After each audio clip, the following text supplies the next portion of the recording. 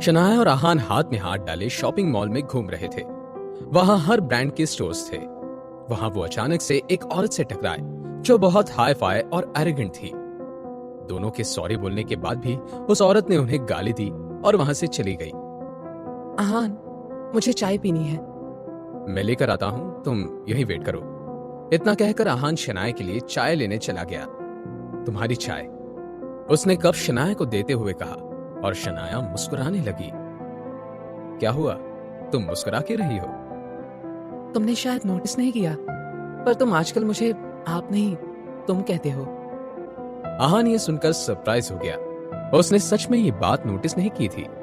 शनाया, तुम्हें मतलब आपको बुरा तो नहीं लगता ना? ऑफ कोर्स नॉट अभी। In fact I love it. तुम बहुत अपना सा लगता है। काफी स्टॉल देखने के बाद शनाया को एक प्राडा का स्टोर दिखा। स्टोर देखते ही शनाया बहुत एक्साइटेड हो गई और आहान को खींचते हुए वहां ले गई। स्टोर में एक फीमेल असिस्टेंट ने उन्हें ग्रीट किया। Hello sir. Hello madam. Welcome to the store. My name is Divya. How may I help you? क्या आपके पास फ्रांस के आए लेटेस्ट बैग्स हैं? यस, हमारे स्टोर पर फ्रांस से लेटेस्ट कलेक्शन परसों ही आया है। इतना कहकर दिव्या उस लेडी को लिमिटेड एडिशन सेक्शन में लेकर गई। वहां शनाया पहले से एक चमकीले लाल रंग के पर्स को देख रही थी। जब दोनों का आई कांटेक्ट हुआ तब दोनों का मुंह बन गया। ये लेडी वही थी जिनसे आहान और शनाया पहले टकराए थे। मैडम, आप प्लीज साइड हो जाइए। आप हमारा रास्ता ब्लॉक कर रही हैं। इस बात पर शनाया का मुंह बन गया। वो उनके रास्ते में नहीं थी, वो तो बस पर्स देख रही थी। मैं बैग देख रही हूँ। कौन सा बैग? ये बैग जो आप अफोर्ड नहीं कर सकती? एक्सक्यूज मी, आप कहना क्या चाहती हैं? इस पर्स का प्राइस 60,000 है और आपका मिडिल क्लास बॉयफ्रेंड खर्चे से डर कर पहले ही भाग चुका है। बेहतर यही होगा कि आप यहाँ से चली जाएं। अच्छा, अगर ऐसा है तो ये लो मेरा कार्ड और स्वाइप कर लो इसे। शनाया ने अपने बैंक कार्ड देते हुए कहा। जब विकी ने शनाया से माफी मांगकर पैसे ट्रांसफर किए थे, उस अकाउंट में तब से कुछ पैसे अभी भी थे। शनाया की इस बात से दिव्या सोच में पड़ गई। वो किसी भी तरह का कोई अंदाजा नहीं लगाना चाहती थी। तभी उस लेडी ने कहा, मुझे ये बैग चाहिए, तुम इसे मेरे लिए पैक कर दो। ये सुनते ही दिव्या के चेहरे पर चमक आ गई। यस मैडम, अभी करती हूँ। ये सब देखकर शनाया शॉक थी। ये पर्स पहले मैंने देखा था। ओह, तो तुमने देखा था, तो ये क्या तुम्हारा हो गया? फर्स्ट कम फर्स्ट सर्व के बारे में सुना है कभी? मुझे पहले आने से कोई मतलब नहीं है, मुझे बस ये पर्स लेने से मतलब है। शनाया किसी भी बहस में नहीं पड़ना चाहती थी, इसलिए उसने वहां से जाना ही बेटर समझा। अपने चाय का कप लेकर शनाया जैसे ही वहां से जाने लगी, वो लेडी शनाया से जानबूझकर टकरा गई और सारी चाय उस लेडी पर, शनाया पर और जमीन पर गिर गई। शनाया ने कुछ नहीं बोला, पर वो लेडी जोर से चिल्लाई और शनाया को कसकर थप्पड़ मारा। चलना नहीं आता क्या? अब शनाया के गुस्से का कोई ठिकाना नहीं रहा था। उस लेडी ने जोर से शनाया के पेट पर लात मारी और शनाया एक प्लेटफॉर्म से टकरा कर गिर गई। मैडम, आप ठीक तो है ना? हाँ, मैं बिल्कुल ठीक हूँ, पर मैं चाहती हूँ तुम इस लड़की को 3-4 थप्पड़ और मारो। तुम इसे जितना जोर से थप्पड़ मारोगी, मैं तुम्हें उतने ज्यादा पैसे दूंगी। दिव्या उस लेडी की बात सुनकर खुश हो गई थी और उसके लिए पैसे से बड़ा कुछ नहीं था, इसलिए उसने आव देखा ना ताव कसकर शनाया के गाल पर थप्पड़ मारा। दिव्या की आंखों में चमक आ गई थी। उस थप्पड़ से उसने हजारों कमा लिए थे। इसी खुशी से उसने शनाया को एक थप्पड़ और मारा। तभी आहान कॉल खत्म करके स्टोर में घुसा। उसने वहां जो देखा, उसकी आंखें गुस्से से लाल हो गई थी। अब तुम नहीं बचोगी। अचानक से दिव्या और उस लेडी को लगा कि वहां का माहौल बिल्कुल बदल गया था। आहान भागकर शनाया के पास गया। इतने में दिव्या रुक गई। उसने जैसे ही पीछे मुड़कर देखा, उसे आहान की गुस्से से लाल आंखें नजर आई। वो डर के मारे वहीं पर बैठी रही। अब आहान उस यंग लेडी की तरफ मुड़ा। अपनी मुट्ठी भींचते हुए आहान उस लेडी की तरफ जा रहा था। जैसे जैसे आहान आगे बढ़ रहा था, वो लेडी अपने कदम पीछे ले रही थी। क्या कर रहे हो तुम ऐसे किसी पे हाथ नहीं उठा सकते, ये कानून के खिलाफ है। अब कानून याद आ रहा है तुम्हें? तुम मेरे साथ कुछ नहीं कर सकते। मैं अभी पुलिस। तुम किसी को भी बुला लो, मुझे डर नहीं लगता। आहान भले ही बहुत गुस्से में था, पर वो अपनी मर्यादा जानता था और वो कभी भी एक औरत पे हाथ नहीं उठाता था। इसलिए उसने अपना गुस्सा आसपास की हर चीज पर निकाला। आहान को यह सब करता देख दिव्या बहुत डर गई थी। आहान का गुस्सा देखकर वो लेडी डर के मारे वहीं जमीन पर बैठ गई और जोर जोर से रोने लगी।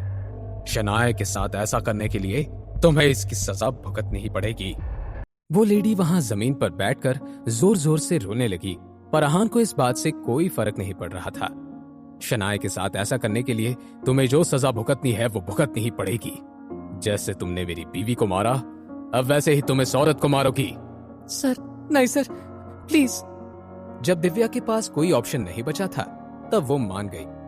वो उस अमीर लेडी की तरफ गई और उस पे हाथ उठाने ही वाली थी कि उसने उतने में दिव्या को धक्का दिया और दोनों में झड़प शुरू हो गई। खुद को बचाने जब दोनों इधर उधर भागने लगी तो उनका पैर स्लिप हुआ और हाथ पर जोर से चोट लग गई। तभी शनाया ने अपनी आंखें खोली। आहान, मुझे बहुत दर्द हो रहा है आहान।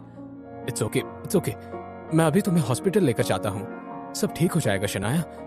फिर उसने शनाया की उठने में मदद की और वहां से जाने के लिए तैयार हुआ। वो जैसे ही वहां से जाने लगा, मॉल की सिक्योरिटी मैनेजर वहां कुछ सिक्योरिटी गार्ड्स के साथ भागता हुआ आया। ये सब तुमने किया है? आप पूछेंगे नहीं या क्या हुआ था? मैं तुमसे पूछ रहा हूँ कि तुमने किया है? सिर्फ हाँ में या ना में जवाब दो। हाँ, ये सब इसी ने किया है, उसे पकड़ो और मार दो। मैं तुम्हें एक मौका देता हूँ सारे सिचुएशन को अच्छे से समझने के लिए। कोई जरूरत नहीं, मैं तुमसे सच उगलवा लूंगा। कुछ सिक्योरिटी गार्ड्स आहान की तरफ जैसे ही भागे, आहान ने अपनी मार्शल आर्ट स्किल्स की वजह से कुछ सेकंड्स में ही उन्हें जमीन पर गिरा दिया था। अब भी मुझसे सच उगलवाना है? You stupid person, तुम्हारे ये गार्ड्स एक आदमी को पकड़ नहीं पाए और खुद ही जमीन पर लाशों की तरह पड़े हैं। शराब! तुम्हारी इतनी हिम्मत कि तुमने मुझे शटअप बोला? अभी बताती हूँ तुम्हें। इतना कहकर उसने अपने पति को फोन लगाया। राकेश, ये मॉल में मुझे कुछ लोग मारना चाहते हैं, तुम जल्दी आ जाओ। तभी आहान ने अपना फोन निकाला और अस्मिता को कॉल किया। जल्दी यहाँ पहुंचो। अस्मिता ने कुछ कंपनी एग्जीक्यूटिव को कॉल किया और उन्हें आहान के बारे में कॉल पे बताया। सब मॉल की तरफ रवाना हुए। सोनिया डार्लिंग, ये तुम्हारे साथ किसने किया? इसने मेरा हाथ तोड़ दिया और ये मैनेजर मुझे शटअप बोल रहा था। राकेश का चेहरा गुस्से से लाल हो गया था। सर, प्लीज मुझे माफ कर दीजिए सर, मैंने कुछ भी जानबूझकर नहीं किया। मेरा नाम राकेश मित्तल है, कभी भी भूलना मत। Rakesh Mittal dragon tiger society का हेड है। ड्रैगन टाइगर सोसाइटी मनाली में बहुत फेमस थी। ये लोग एक तरह से गुंडे थे जिनका कनेक्शन अंडरवर्ल्ड के साथ था। अब राकेश आहान की तरफ मुड़ा। तो अब तुम बताओ, इस मामले को कैसे सुलझाएं? राकेश, मुझे इसके हाथ नहीं, इसकी जान चाहिए। Just shut up. तो मिस्टर, आपने क्या सोचा है? अगर यह आपके लिए पॉसिबल नहीं है तो मैं अपने हाथों से कर देता हूं। आहान के चेहरे पर मुस्कान आई और उसने अपनी गर्दन हिलाते हुए कहा, मुझे लगता है तुम्हारी पत्नी का सुझाव अच्छा है। ऐसा करो, तुम मुझे मार दो। ठीक है, तुम्हें मरने का शौक है तो फिर मरो।